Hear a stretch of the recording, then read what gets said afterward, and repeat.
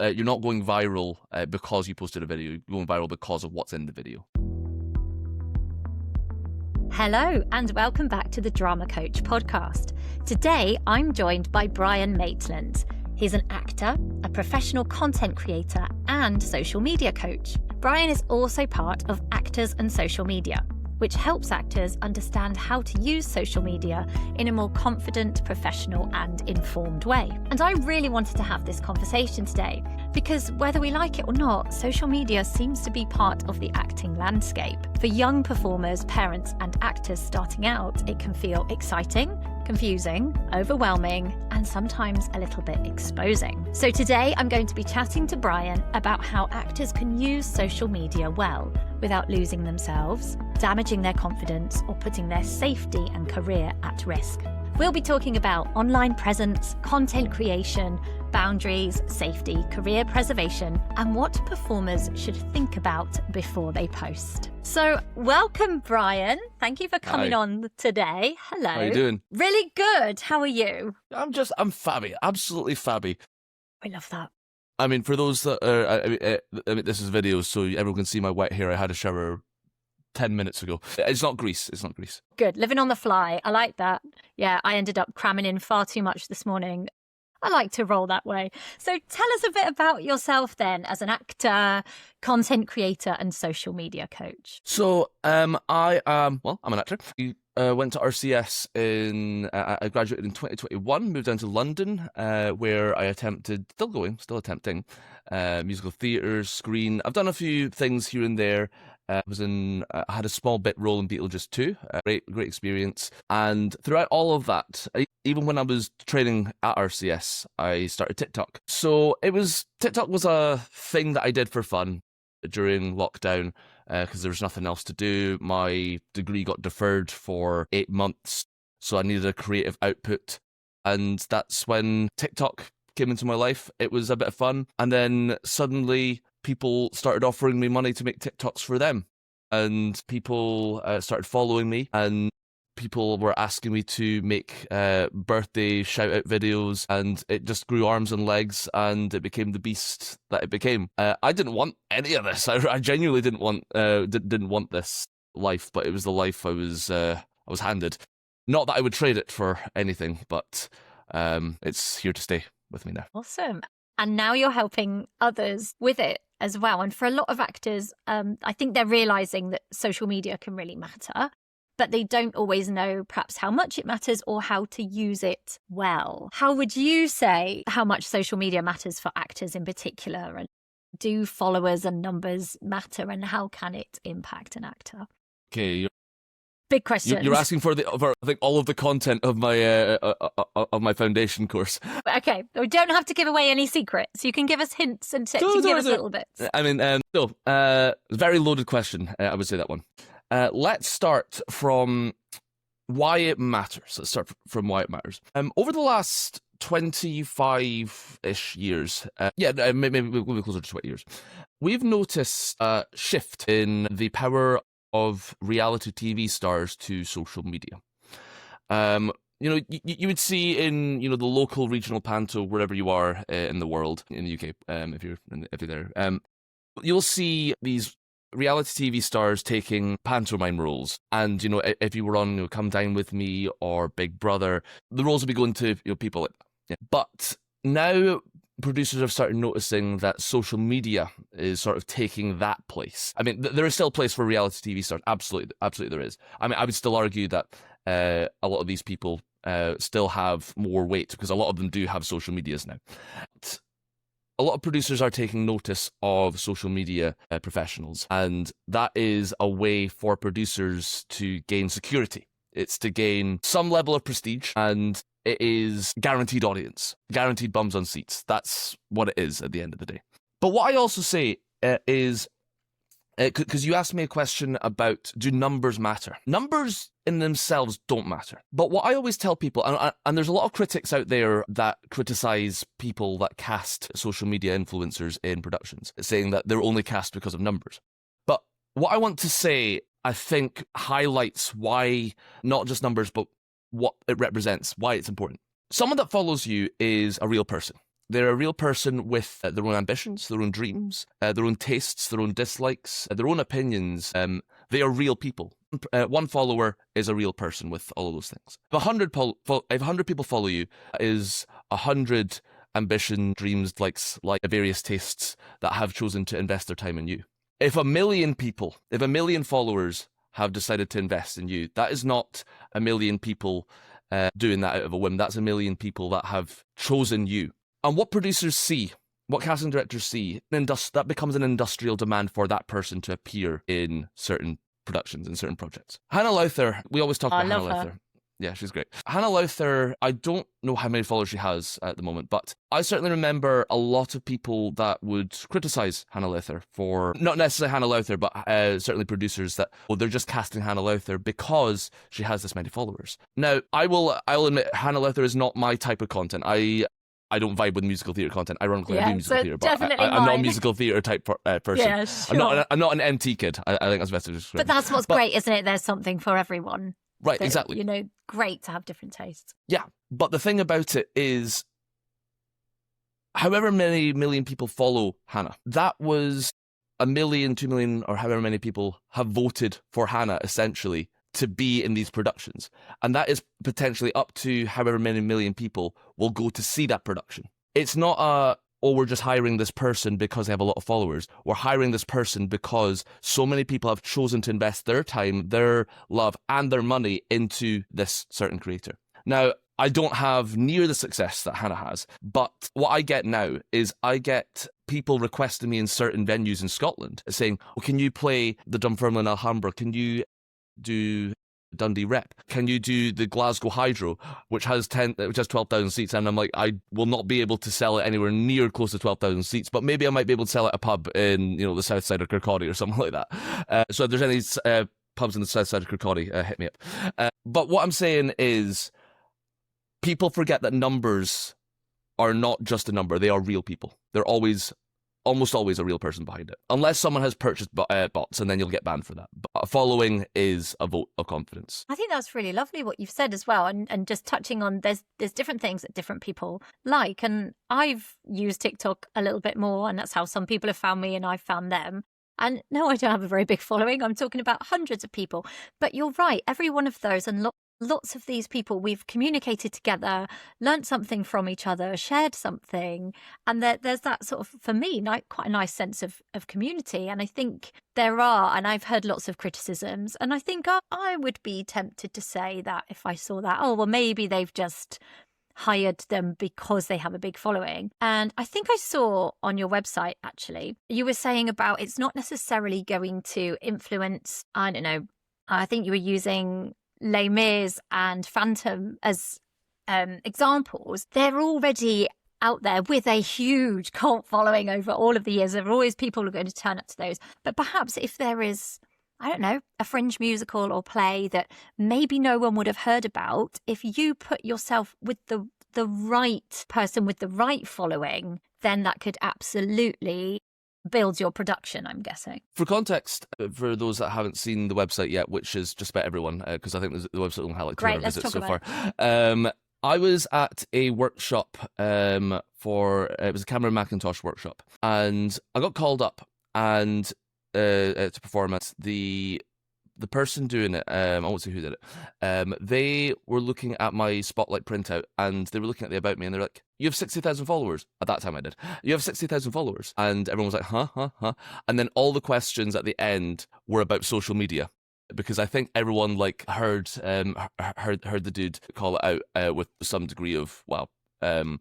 And everyone started, I think people were starting to get insecure about it. They're like, do you need a social media following? Like, is that important? And then the guy was like, for companies like Cameron Macintosh, it's not important. But for other, smaller things, for things like, your 1 week run at the Edinburgh Fringe, or maybe even something at Art Depot, it can help. But it will help you before it hinders you. Which we'll talk about later.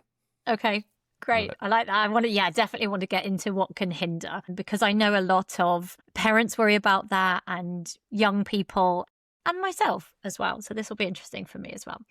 So I think we've answered my next sort of handful of questions within that, which is great.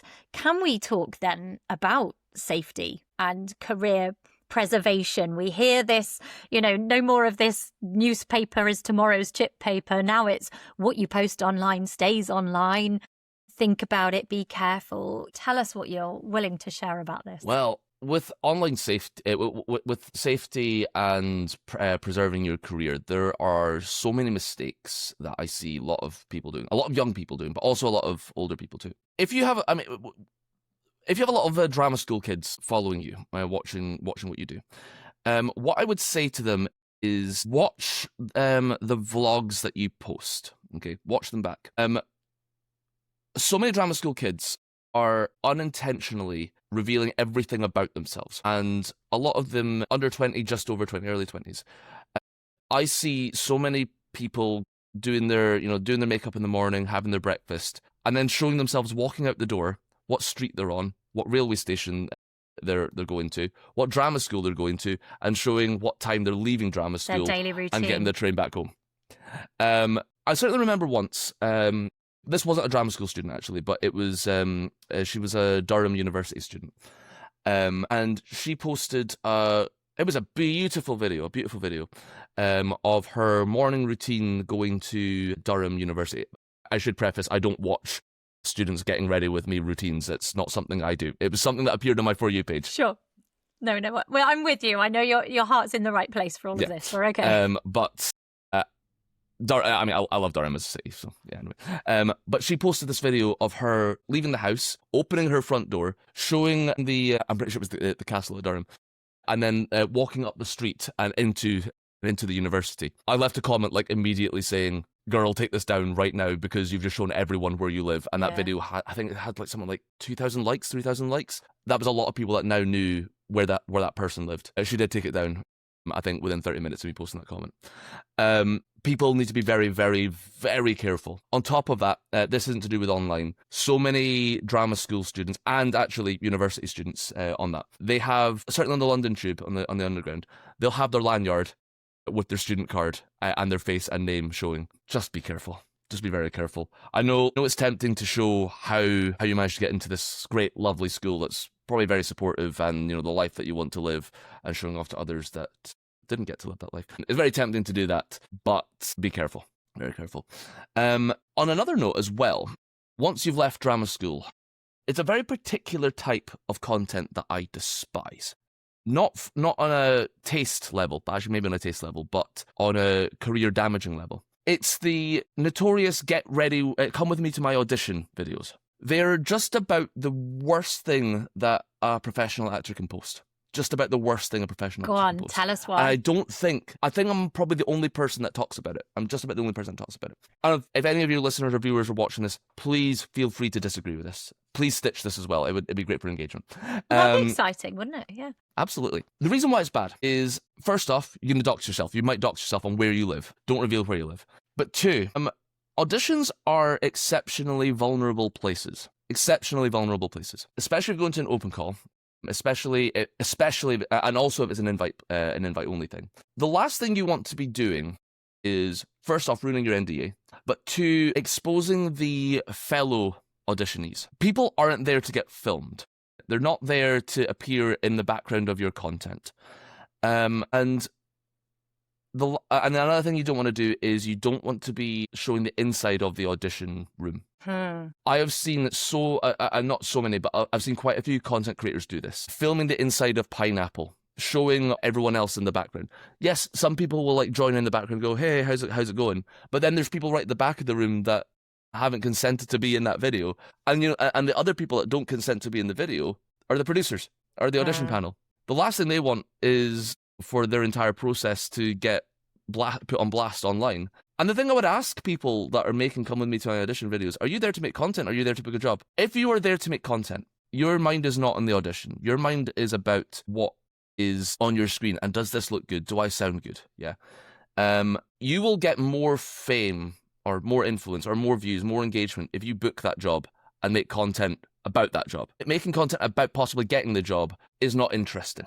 Which is the other thing I want to say. You trying to be an actor, you posting content about aspiring for this job, going for that job, is in many regards that is interesting. But going to these auditions is part of the job. Okay, it's just part of the job. Yeah, and yes, there's beauty in the mundane, but it is still part of the job that you do. Yeah, and you shouldn't be posting things that could potentially hinder you, but it's also not that exciting anyway. Because you can't even post the audition. You can't even show the song that you sang or the monologue that you did, because funnily enough, that's the exciting part of the work. But you can't even show that part of the work. So there's no point. What I would say to your viewers, to your listeners, is focus on the audition, book the job, because the content you'll make on the other side of the audition, that's infinitely more interesting. Whether you get in or not, if you don't get in, presumably you could go home and vlog about it or chat about or sort of reflect on it and give tips from it. Is it all right to take sort of photos of maybe the venue outside if it was an exciting venue and cut bits together? Because I get that a lot of effort is there and perhaps they've done their hair and makeup for their audition, and I can see why it'll be tempting for young performers too. And I absolutely get your point as to why they shouldn't be. I wonder if there's a nice in-between that they could take if they really feel that they need to use that particular day. The only thing that I do regarding my auditions is I just take a picture outside the venue, say audition day, post it on my Instagram. That's all I do. Regarding what they can do, if they are so excited, if they are so excited that they cannot shut up about it, is tell your friends, take a picture outside, leave it. Yeah, great. As an actor, there's way more interesting content that you can make. If you're going down the route of acting content, there is infinitely a million more options that you can do for content. Come with me to my audition days, videos, focus on the audition, use your time wisely. I think that's really smart advice. Thank you. No worries. Do you have it? So we also have quite a lot of parents of young performers, some of them younger than this, but series 2 that we're recording now, I really do want to focus on those drama school students and beyond, mainly because I've seen so much heartbreak on TikTok and Instagram, which is what sort of inspired me to do the series 2. But we still are hoping that the parents will stick with us as well. We don't want to drop them just because we're addressing the older students. There are still so many parents that want to support their student, their kids through university, drama school, and of course beyond. My mum still checks in on what I'm doing sometimes, although I don't think she'd listen to a podcast about it. So we have a lot of parents of young performers. What kind of boundaries? I also see a lot of parent-run accounts and that sort of thing. What sort of boundaries should we be setting around content for young performers? Should young actors have public? It's going to come down to age and all sorts, but what are your thoughts on all of this? Should they be having public profiles? What should be happening with them? I have a very, very strong view, very, very strong view on children on social media. When I say children, I'm talking about under 13, under 14. Yes, exactly. As the rule states, they shouldn't be on it. Yeah. But my personal view, whether parents want to agree with me or not, is children's faces on social media should not be on there at all. The one thing I hate more than anything else in the world is seeing, it's informed by the YouTube parents of the last 15 years, where children are essentially exploited for content. And we've seen it a lot in America. I am not saying parents of child actors that run social media accounts are doing this. I'm absolutely not saying that. But what I am saying is that the consequences can be similar.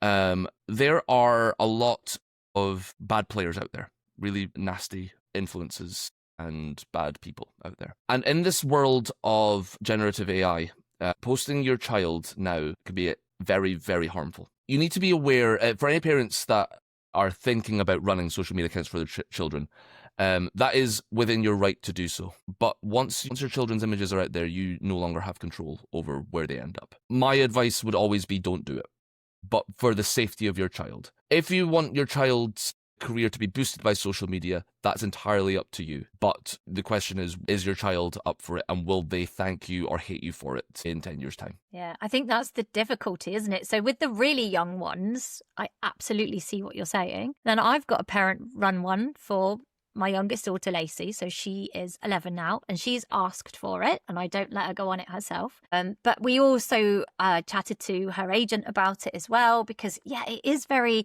It's difficult, like you say, if AI is going to take that and run with it, but she will talk to me and say, I want this photo. So I was like, okay, fine. Whereas my eldest won't even let me tag her on my own Instagram in a family photo, but more because she thinks her friends will see it. Not cool. Yeah, it's not cool. No, it's not cool. And she's got stuff she's done with me from the drama coach from lockdown, where they would help me demonstrate drama games, etc. All done with a really good heart. But it's interesting and scary. And she doesn't want her friends to now see her when she was 10, doing a drama game. So I absolutely hear what you're saying. I think it's very interesting, and it does make me think and reflect about, what is the purpose and why is it there, and does it need to be there? What I would say is this actually leads on to another topic that I do want to talk about. Okay, great. It's target audience. Who's it for? Yeah. Are you, and I'm not asking you personally, but parents that make these social media accounts, what sort of audience are you actually planning this for? Social media content is for a person. It is always fundamentally for someone. Okay, my content is primarily aimed at young males aged between 13 and 25.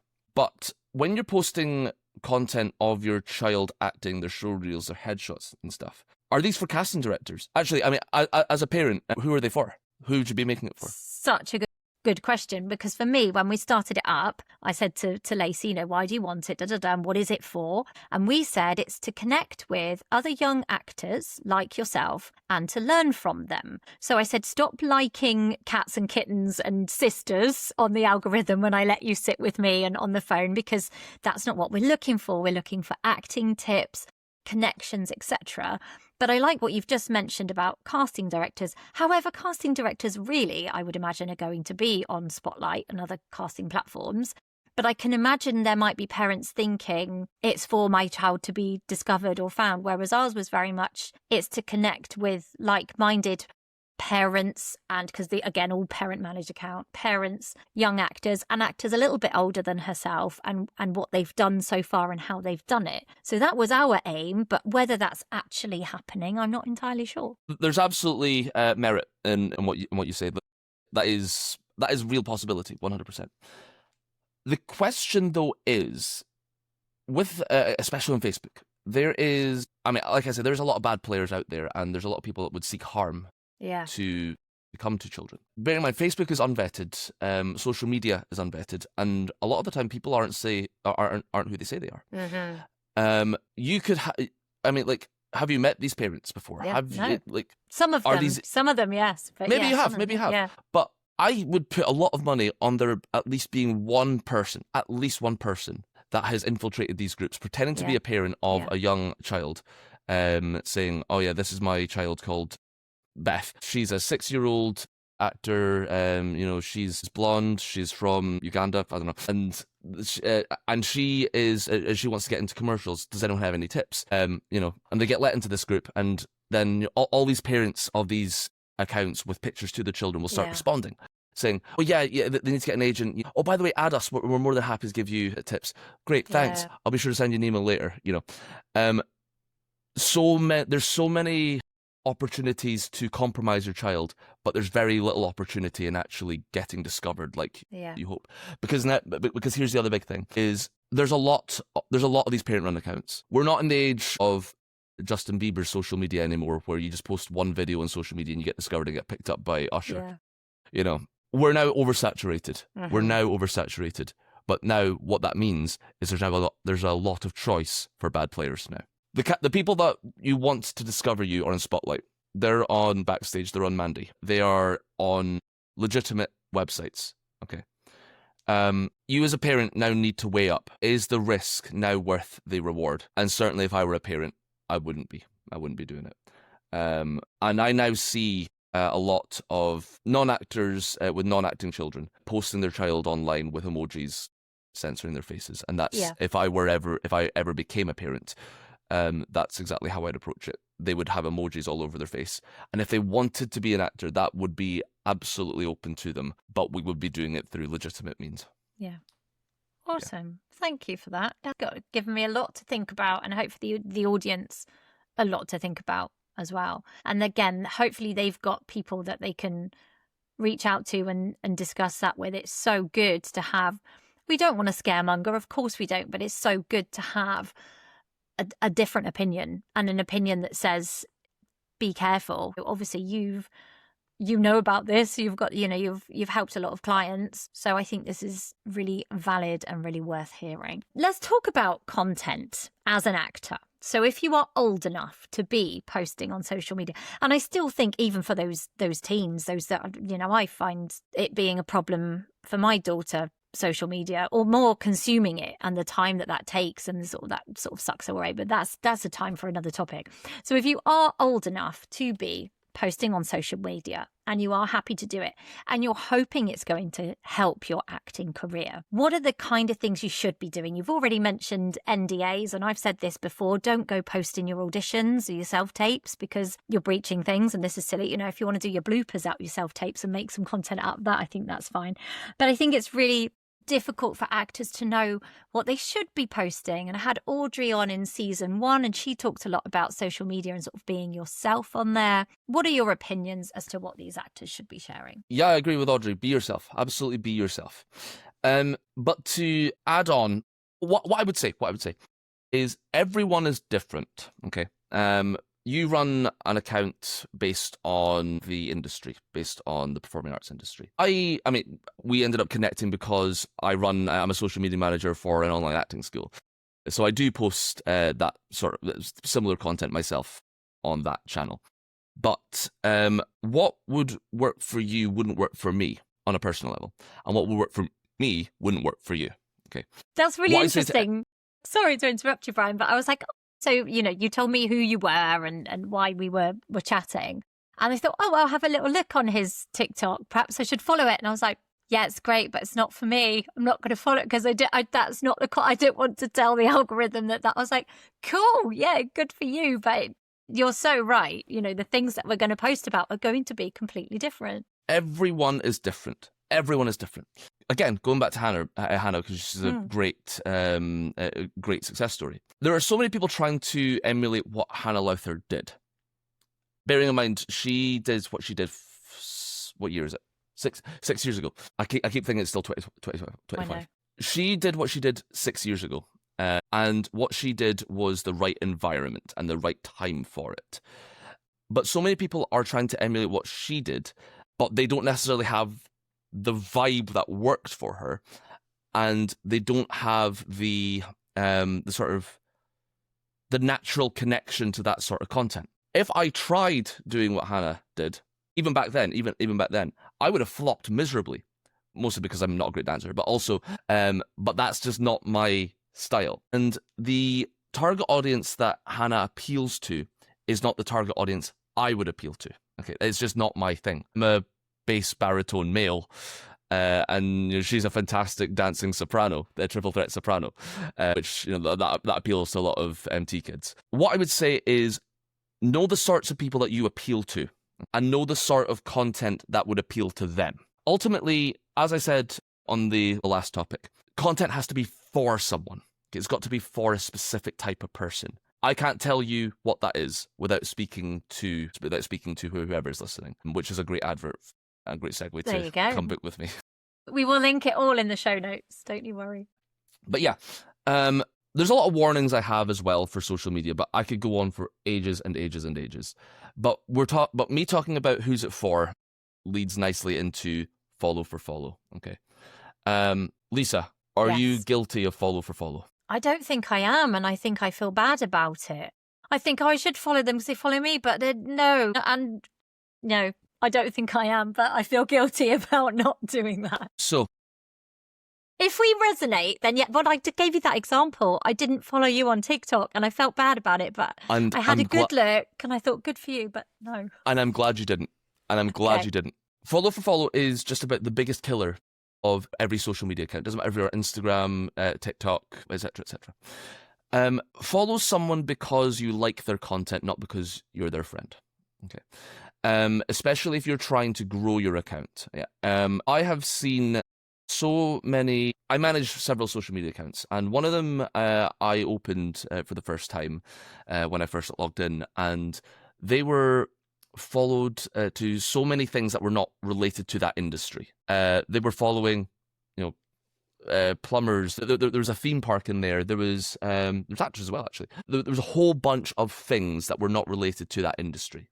And I say, stay within your community of content creators. That's why I followed you with the AC.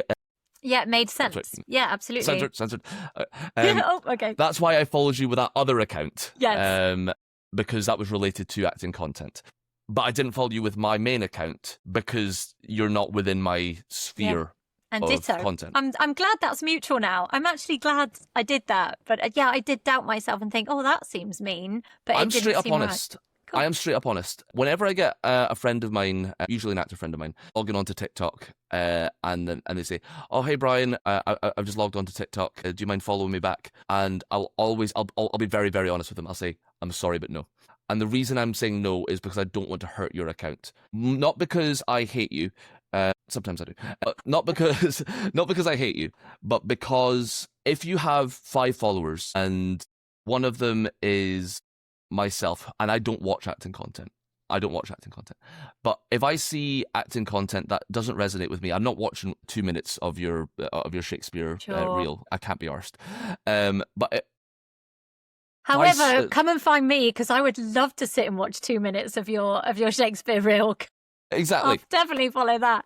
Send it to Lisa. Don't send it to me. But the way the algorithm works is if I scroll past your video, if I scroll onto your video and it's a 2-minute long Shakespeare monologue, and yes, I can like it, but I will scroll straight past. I'll be deadly honest. I'm not watching that. I don't care. I just don't care. That will hurt. That will hurt you. Yeah. It will hurt your metrics. I am, because if I'm like one of 5 followers that you have, that is essentially 20% of your following has scrolled right past your content. Okay, I love what you're saying. It's harmed rather than helped. Yeah, it harms more than it helps. Okay, so you're being kind by saying no. Yeah. And if you do follow for follow, okay, you can follow up to 10,000 accounts on TikTok. If you have 10,000 people following you back, okay, that's 10,000 people that don't care about you. Okay, that is not 10,000 people that have chosen to invest. Yeah. Going back to what I've said earlier. Yeah, they're not going to help you. Yeah, these are all individual people with their own likes, dislikes, interests, etc., disinterests. And that is 10,000 people you've essentially bribed to follow your account. And that is also 10,000 people that don't actually care about your content. Maybe 10, 20, 30 of them do. But these are all 10,000 people. These are 10,000 people that have their own content, their own types of content. They're doing beauty. They're doing food content. They're doing tech content. They're doing gaming content. But you are there doing your acting content. These people don't care. I'm an actor and I don't care about other actors' content. Yeah. What I like about your content, though, Lisa, is that you do post helpful acting content, and that's why why I'm there. So as the drama coach, I don't use it as myself anymore because there's too much to run. I do on Instagram, but and that's what I'm trying to do, and that's kind of what I've done all my life prior to being an actor, always a drama teacher. And weirdly, I think I've said this on the podcast before, I am more comfortable as the drama coach than I am as myself, but many actors experience And there are that, people, and there are actors like myself that find your content interesting.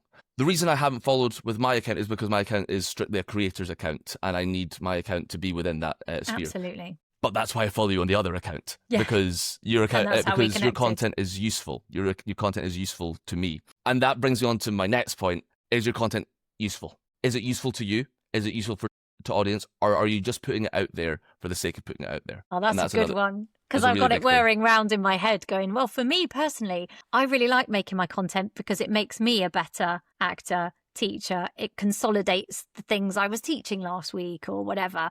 So for me, I really like doing it. And I'm thinking, if I didn't, then what is the point of it? If you're doing it just for content, so I don't know. Then that's tricky if I didn't enjoy it. There's a lot of businesses out there. This isn't just, this is relevant to actors, but it's not specific for actors. Okay. There's a lot of businesses out there that their social media managers were told, oh, this new app called TikTok has just come out. We need to be on it. And the content that they put out on it is exactly the same content that they put out on Facebook and Instagram. They've done it with absolutely no targeting. And I'm not talking small business. I'm not talking about the wee flower shop at the end of your street. I'm talking big businesses that still don't know how to use this app properly. You need to be able to provide value. Your content needs to provide value. You might be used on Facebook, on Instagram, you might be used to having your friends liking your stuff because they're your friends. They're going to be supportive. Sometimes your friends don't even support your stuff. Okay. But the nature of TikTok is that it's more friendly to discovery content. And posting things that are, essentially explainers specific not to your industry but to your business is not useful. A lot of schools are very, very bad for this. When I say schools, I mean colleges, universities, drama schools. There's a college up in Scotland. I won't say which one it is, but every so often I get on my FYP how to log into your student email from the student union of that college, and I'm like, thank you, but at the same time, this is useless to me because, one, I don't go to this college, but two, you've ended up on my For You page as a sort of sample audience. I've just scrolled straight past that and I'm ruining the engagement. I'm ruining the metrics on that video to help it get pushed out further. When an actor posts, here's my new headshots on TikTok, okay? I would like it. Right, yeah, you might like it. But actually, some I do, some I don't. Oh, my cat's shouting. Sorry about that. Yeah, the ones where they've given me a variety and I don't know, one word about that casting type. I quite like that. And I might comment, oh, yeah, love your range or whatever, what you've done there. But yeah, maybe if I saw just one headshot, I'm not sure I'd know what to do with that. Right. I mean, it's all about framing. It's all about, not photo framing. It's all about, why is this content here? You could argue, I'd argue maybe not, but you could argue that there is value in every piece of content, but it's how you market it. Yeah. I'm not prepared to say on this podcast how to make the best content, because then I'm going to lose a lot of Because that's what your job's for, because right? that's what your job is. But your content needs to provide value, and you need to ask yourself, as an actor, as a performer, who's my content for, and is it valuable for them? Yeah. And if it's not, are you doing it for the sake of doing it? Are you doing it because someone told you need to be on social media? Because if that's the case, you need to have a good hard look at yourself and go, what is the point in doing this? I might as well just be turning up to casting directors' offices and say, cast me, because you're going to get the exact same result. Nothing. Well, you never know. You do hear some stories, you never know, actually. But it's unlikely. I mean, it's not the 50s anymore. It's not the 60s anymore. So, but I've talked a lot about networking and, however that can be. And social media can be a good way to start that if, like you say, you're marketing yourself correctly, I suppose. That's the tricky part, isn't it? This episode is supported by Scene Tribe, a new industry network for creatives built around your credits, your collaborations, and the work that you've actually done. If you're ready to be found by the right people, head to scenetribe.com. Right, back to the episode. I also wanted to talk about, if we can, confidence and comparison, because I think, we're saying social media, or you're explaining to us that it's not easy to use necessarily. You need to know why you're there, who you're making the content for, is it useful? And if you don't know those things, I presume this is where potentially confidence, comparison and losing yourself can come into it. Also, that it's our image out there as well, isn't it? And there can be a whole heap of stuff for young people in particular about image. So much comes up. Is there anything that you can give out as advice to young actors who are feeling bad about this? I am a horribly jealous person. Okay. I compare myself to people all the time in acting and social media. And we can look at other people. We can look at our friends, our colleagues that have done well in either field. And we can go, why is that not me? Why is that not me? But more often than not, there's always a reason for it. There's always a reason for it. But the difference between acting and social media is, I'm sure you'll agree, acting is a very unequal, the performing arts industry is a very, very unequal industry. Hence nepotism, this podcast trying to help. Yeah. Nepotism is a thing. It's unfair, but it is a thing, and it will always be there. Social media, however, levels the playing field a little bit more. We have the same opportunities in social media, and paying for views, paying for followers does not have the same impact as some people might think it does. Paying for followers, paying for views actually hurts your account more than it helps it. Yeah. In acting, you could argue you need to be connected to go big. In social media, you just need to be a good creator. that knows what they're doing to go big. I am not connected as much as I'd like to be. I don't have connections. I come from a working class background in the north coast of Scotland. I have, risen a little bit through the ranks in the performing arts industry. Not where I want to be, nowhere near where I want to be, but I have had the same opportunities in terms of social media as people with connections do. And even people with connections that have social media, a lot of them have very little followers and very little concept of how to actually do social media. You just need to learn these skills, because learning social media skills is, it's the same potentially as drama school. You can still learn these skills, but nepotism isn't going to push you to stardom on social media. It might. If you are Michael Keaton's daughter, for instance, that might actually help you. Gordon Ramsay's daughter, does great on social media as well. But merely being connected, being the son of a director, being the child of a producer isn't going to ensure that you're going to get big on social media. That's what I talk about nepotism. Nepotism doesn't have that same effect in social media. You have the same opportunities on social media as anyone else does. Well, that's quite exciting. If you feel jealous because one of your friends has done well on social media and you haven't, my advice is look at their social media and find out why they've done well. Because more often than not, it's strategy. It's strategy that has sent them the way they have. A lot of it can be luck. But the algorithm is smart. One insanely viral video, I'm talking 10, 20, 30 million views, does not ensure a social media career. In fact, if anything, it can actually damage your career if you don't do it correctly. And the main example I have is actually myself. The TikTok account that I have that is done very well is actually my second account, because the first one tanked. My very, very first iteration of TikTok was a live streaming account. On the average TikTok live that I do these days, I think gets somewhere between 50 and 100 viewers at any one given time. Back in 2021, on my first iteration of TikTok, I did a TikTok stream that had 25,000 viewers at once. And 1.1 million views across all streams, across that one stream. And for context, big celebrities that do TikTok live streams, they'll probably get somewhere in the region of about 300,000, 200,000 views on a single stream that had 1.1 million. It went insanely viral. Are you allowed to say what you were talking about? Yeah, absolutely. I'm intrigued. I pretended it was Christmas in February.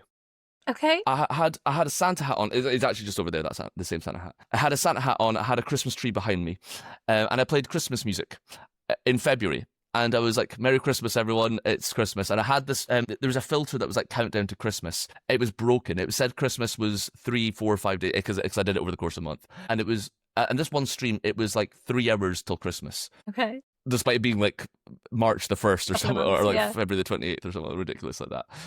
From that one stream, I gained 15,000 followers. And I thought, wow, this is it. This is the start. What it did was I had 25,000 followers in this one account that were following me for that one stream. Again, going back, these were all people with their own individual likes, their own individual interests, their own individual ambitions that were now following me for this one thing that I couldn't do anymore because Christmas had passed. Yeah. And at that point, I was making content about Scottish universities. Yeah. It was university banter because I was a student back then. And whenever I posted the usual content about Strathclyde Uni, you guys are all nerds, usually that would do very well before those streams, because they'd be like, oh yeah, that's hilarious, Strathclyde Uni guys are nerds. I don't endorse that messaging, even though it's true. But what that meant was I now had kids from the Philippines that didn't necessarily speak English following me. Yeah, it's not relevant I had to them. Yeah. dudes from Uganda that cared more about Liverpool FC than they cared about, the banter between Edinburgh Napier and Edinburgh Uni. It ruined the metrics of the account. And also, going back to follow for follow, that's why you should do follow for follow, because, you had so many randoms that don't actually like your content. One viral video, one viral moment can ruin everything for you, can absolutely ruin everything for you. So what I say is, I can't remember what the original question was, but confidence, comparison, and not losing yourself. So, a big following doesn't necessarily mean that that person has done well. It means they've done something right. But it is also not always an indication of how well they're doing. Lots of views on one thing means one thing landed, but not everything they're going to do after that will land. What I teach is consistency. When you see someone with a big following, yes, it does mean that they can mean that they are doing well. But you can also do well as well if you are consistent, if you learn the right strategies, if you figure out what they've done right, and if you can figure out how to do things right for yourself, be consistent, you can get that too. But don't be put off by having one viral video. It doesn't mean anything. It generally doesn't mean anything. And you ask about confidence as well. Yes, because it's particularly tricky, I think, for actors, because we're always trying to be someone else. And then I think social media is, as you've alluded to as well, asking you to be yourself in parts. Like, we don't need everything, but, you know, people want real, I think, on, like, especially you talk about TikTok. And I think, yeah, as soon as we think it's an advert, scroll past, we don't want it. I think we want real people. That's tricky because as actors, we're always being someone else, maybe hiding behind, I use quotation marks there, hiding behind someone else. And if you do want to go on social media, I think it can be exposing and tricky with your confidence. You just have to go onto TikTok, go onto Instagram, press that plus button, record something and post it. I was speaking to Finlay. He's one of the other dudes that runs Actors on Social Media with me. He told, in a voice note the other day, he said to me, I was leaving Stansted Airport. I was actually shooting content at Stansted Airport, and he sent me a voice note, and he said to me, back when I started, I started posting videos, and people would talk about it, they would laugh about it, but now the same people are messaging me asking for advice. Interesting. I like that. And it's hilarious. I certainly remember a time back when I did YouTube, back when I was in high school. Everyone would laugh at me. I would laugh at me too if I saw that content. People are nasty. People are nasty people. They absolutely are. But, they can't help how they react. They are going to react in the way they're going to react. Even the kindest people, without sounding too cynical, even the kindest people will be critical of your content when you start out. That's interesting, because if I see something I don't like, I definitely don't post. I wonder why I don't like it, if I'm drawn to it but don't like it. But I would never, but there are people who would say something mean, especially people with, I don't know, quite an anonymous profile. And yeah, I'm sure you've had that, I've had that. But more often than not, I've had positivity and connected with some really awesome people. And there are just one or two that might play on your mind that are less kind. There will always be critics out there. Even if you do great content, you'll get critics, and if you do bad content, you'll get a lot of bad criticism, usually for a good reason. Okay. But I take bad criticism in my stride. I absolutely take it in my stride. Even in the big videos that do well, I still get bad comments. But it's part of social media. I was going to say that to you. Is that you were saying about stitch it or disagree with me? Is there almost no such thing as, obviously it can be bad because there are things that we personally don't want to hear, but is it all driving up those, is it, I don't know, followers recently and numbers? caused an international incident, which I've not actually spoken about publicly yet. Okay. This is an exclusive interview. How exciting. I caused an international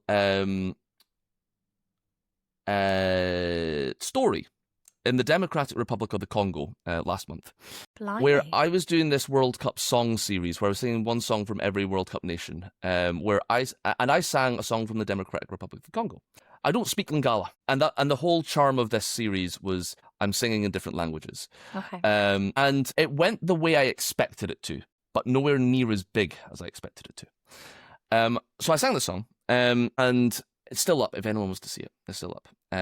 The last I checked, it had 350,000 views, and it had a lot of people responding to it from the Congo. Really big people from the Congo. Lots of stitches. A lot of them, I think, were insulting me. Okay, I don't know. But you wouldn't know. I wouldn't know because I don't speak Lingala. So that would ruin a lot of people. It would absolutely ruin and destroy the mental health of a lot of people. But I don't care because, one, I don't speak Lingala. But two, as a result of that, I actually gained, I think, 10,000 followers from the Democratic Republic of the Congo. Because in that basket of people, there are people that like the sort of content that I post, and they are now my followers. On the back of that video, I actually posted a video of me speaking in Lingala, an apology video well in Lingala. Really bad Lingala. But the comments that I got from that were way more positive because I turned a bad moment into a good one. It was heartwarming. It was friendly. It was welcome to my channel for my new Congolese followers. This is what I do. And and all these Congolese people were no longer like, oh, we hate you. It was, Yeah. hey, this guy's actually It's all right. not too bad. Yeah. You're going to get critics anytime you do it, especially when you start. But when you start getting big, the content that you post with 10 followers is cringe. But the videos that you post with 10,000 followers becomes a model for other people to follow. And like anything, we get better, don't we, as we do it, you would hope. Yeah, the same with starting anything. Yeah, a podcast or teaching or whatever. Yeah, it is always cringe to start with, right. Definitely. And when you get to series 10 in your podcast, yeah, I'll be in a smart studio. You're going to be in a studio. You're going to have LED Yeah. lights, but you're going to have neon lights behind you. You're going to have a huge mic bigger than your head, like 12K camera. And I won't have to do all the boring bits, like putting it all together by myself. Some might say, doing a podcast in your bedroom is cringe. But when you do a podcast in your bedroom, which has 400,000 followers, other people are inspired and other people can do the exact same thing as you. I think that's really lovely. So I think what we're saying here is using the comparison and the confidence to build yourself up, to start somewhere. And it is hard, I think, for a lot of young people if they've got the negative comments, but hearing from you and from others that, yeah, they exist and you need to find a way. Obviously with yourself, you can now predict kind of when, where and how they're coming. You said, oh, I think I knew how this was going to go. And for a lot starting out, they can't, but I think perhaps they could be a little bit comforted in the knowledge of just give it a try, be true to yourself, and I guess we can always delete things as well, as long as they're posting things that are safe and appropriate. Yeah, don't want to say post anything, but just give it a try. One line that you actually used on this podcast, which is true but not entirely true. It's when you post something out there, it's there forever. It's actually not there. It's actually not there forever. Yep. You can delete things. Yes. You can delete things. And I delete things all the time. Well, that's interesting to know. Yeah, that's good. It doesn't harm your algorithm or whatever if you delete something or... No. Okay. One thing I would say is there's a lot of social media gurus out there. Okay. Take everything I say with a pinch of salt. Absolutely take everything I say with a pinch of salt. Different things work for different people as well, yeah. Exactly. You're going to find a lot of TikTok coaches out there. On TikTok, and they're going to be posting all this advice, all this, all these things that make sense. And then you look at their account and all they're posting is just TikTok advice. And the reason people are following them is because people want to know how to, do well on TikTok. And we were going back to what we're talking about value. Mm-hmm. The target audience for that is people is TikTok content creators. And the value is, false advice on how to grow your TikTok. Yeah. Watch out for people like that. Watch out for me. Okay. Because how do people know what's false and what's not? Is that from just trying it, trusting their gut? I don't know. Evidence. Okay. Evidence. I run a team of people. I only take people to teach that have big accounts, that are actors, that have big accounts, that have gotten opportunities in this industry from social media, because of social media. I would never follow anyone that claims to be a TikTok coach that has never done it themselves. I also wouldn't follow a social media manager that has grown accounts for other things that hasn't done it themselves, that hasn't put themselves out there. Okay. But ultimately, what I would say, even if you choose not to, choose actors on social media as a coach, to help you grow your social media, what you do has to be relevant to you. Okay, you can discover all of this for yourself, but free advice on social media is free for a reason. Yeah, it's free for a reason. But I would say whoever you choose, like in acting, like in the performing arts industry, there's pick contradicting stuff out there all the time. Yeah, don't pick an acting coach that hasn't either one coached someone that's that's made it big, or hasn't done it themselves in jobs that you respect. Again, there are so many acting teachers out there that went to the University of the West of Scotland. I just that one random. It's such a random one, but UWS or something, Central Lancashire.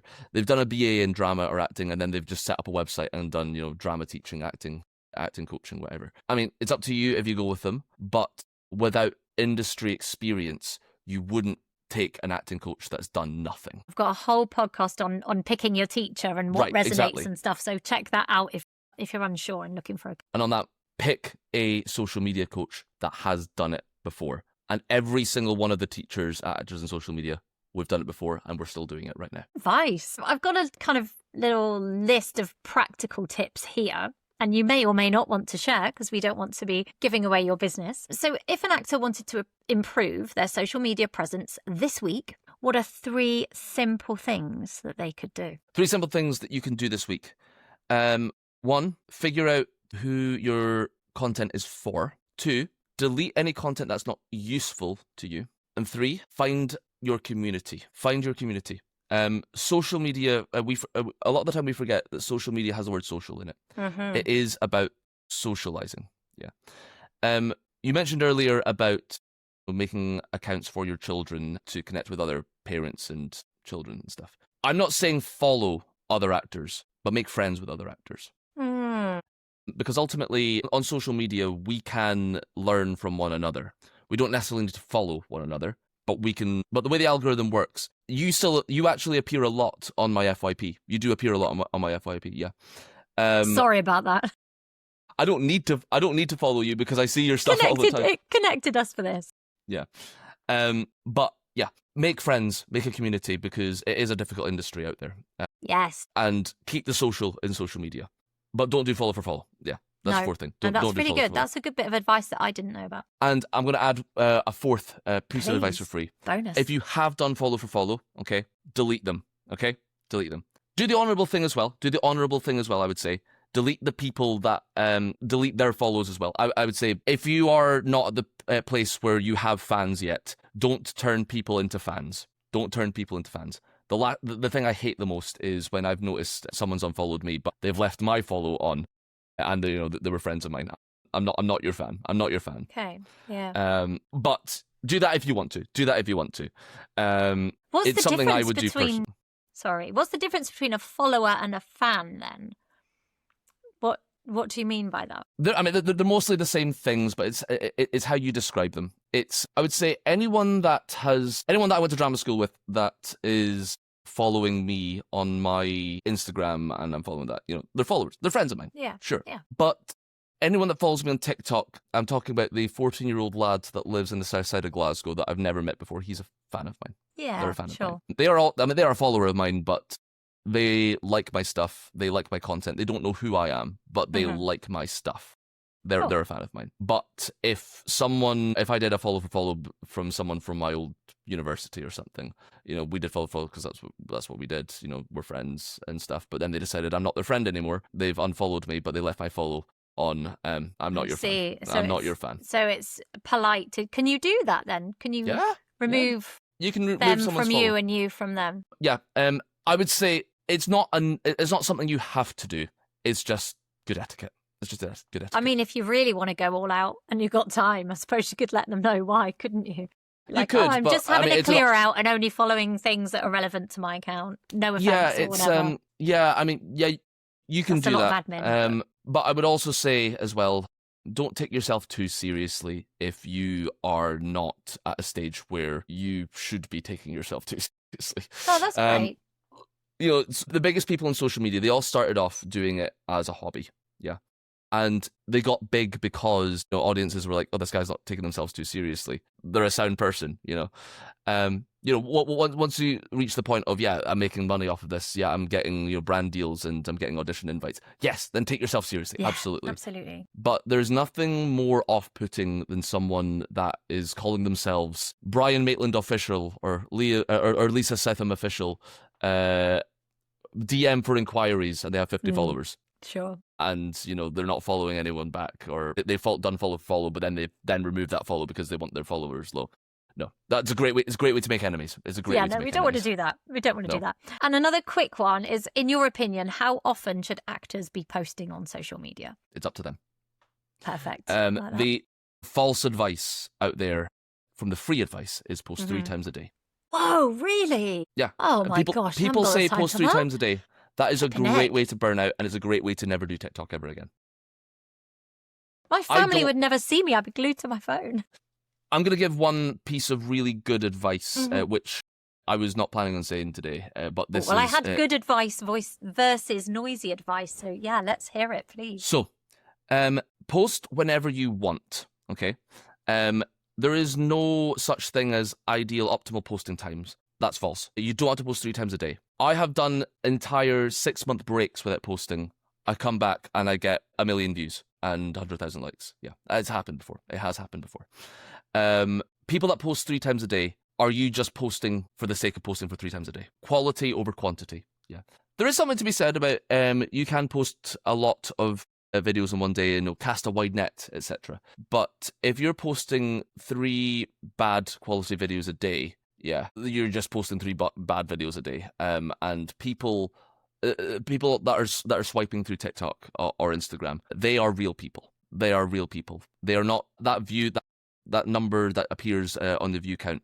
That's potentially that many people. Sometimes they're repeat views, but if that says 300 views there, that is 300 people that have watched your video. 300 individual people, potentially 300 individual people that watch your video. And if they don't like your video, okay, because it's bad quality, they're going to scroll straight past it.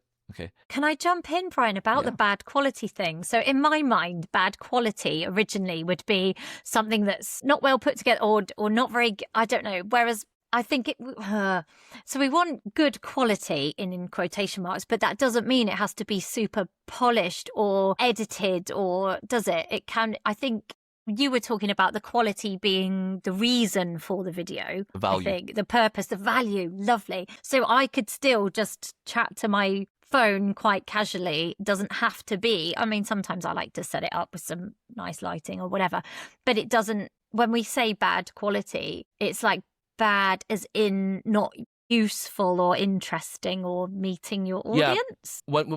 When I refer to quality, I refer to the value of the video. Okay, cool. Someone could take a selfie video of themselves right now and say something really important that's happening in the world right now. That video can do very well. That same person can take the exact same angle, the exact same lighting, the exact same thing, and say what they had for dinner that day. That will get nowhere near the response that other video got. Thank you. The video has to be relevant or has to be useful or valuable to the person that on the other end. And remember, these are real people.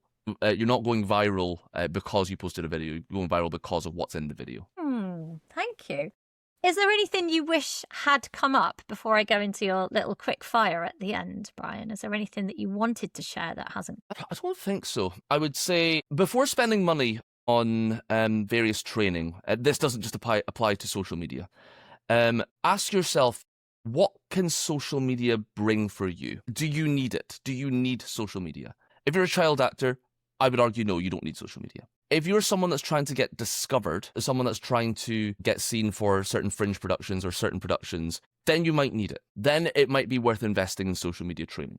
But don't buy my services if you just want to do it for the sake of doing it. Social media is a lot of hard work. It's a lot of hard work. The YouTube kids of 2006 made it look really easy. It might have been easy a long time ago. That's because there was nothing else to watch back then. But we are now in such an oversaturated market where a lot of actors are vying, not just actors, other content creators in other industries too, are vying for audiences on the same phone screen, on the same FYP. You have to be ready to commit to social media if you're going to do social media. Thank you. That's some great closing advice. Okay, I've got 3 quick fires for you, Brian. So it doesn't matter if it's already come up and it's the same thing, or if it's something that hasn't come up and it's just off the top of your head. 1 social media mistake actors should stop making. Don't call yourself official. Great. 1 thing actors should post more of. Positivity. Lovely. And 1 myth about social media. You will not get discovered in the way you think you'll get discovered. Very nice. My most succinct quick fires so far. Thank you very much for that. And would you like to tell people where they can find you? I know they can find you in lots of places. You can find me in lots of places. If you are looking for social media training, www.actsocmed.com. You can also DM me on TikTok or Instagram at Brian Maitland. There's other content creators as well within actors and social media. There's Abigail Coy and there's Finlay McKillop. You can find them at Mr. McKillop and at Abigail 2 Ys, I remember. Their social media handles are also on Act SocMed as well, if you're interested in seeing them too. But if you want very quick, get to the booking quickly, ask me. We do public classes as well. And as well as that, what I would say is you do have to spend money to get money on social media. Not necessarily through training, but you do have to make some investments. Yeah. I'm free to DMs from anyone.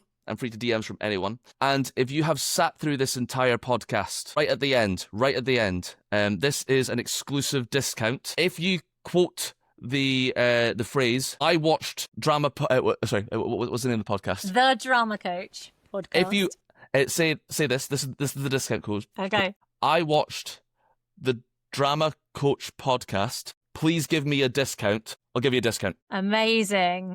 Oh, wow. That's your reward exciting. for watching this entire podcast. How exciting. Or listening. What if they said to you, or listening. I listened to the Drama Coach podcast. Would that also work? Okay, if you say, or listened to the Drama Coach podcast, they still get please give me a discount. I'll do that. I'll fix that for you. Thank you. Yeah, because again, I know as a parent that I love to listen to podcasts because I can just cram so much more into my day if I can listen while I'm cooking, cleaning, driving, whatever. Yeah, personally, no offense to us, but I wouldn't give up my hour because I couldn't sit. I do too much sitting as it is. I like to listen. But yes, you can watch that. You can absolutely. Hopefully you've watched this and got to the end and might contact Brian with that. So a huge thank you to you, Brian, for joining me today. I think this is such a useful conversation because social media isn't going anywhere fast.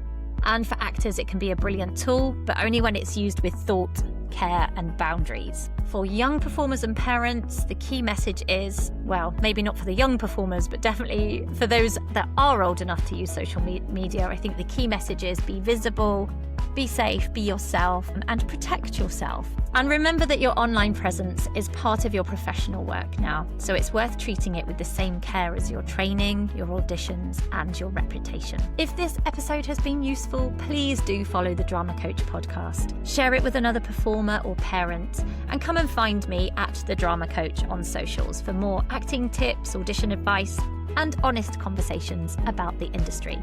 Thank you so much for listening, and I will see you next time.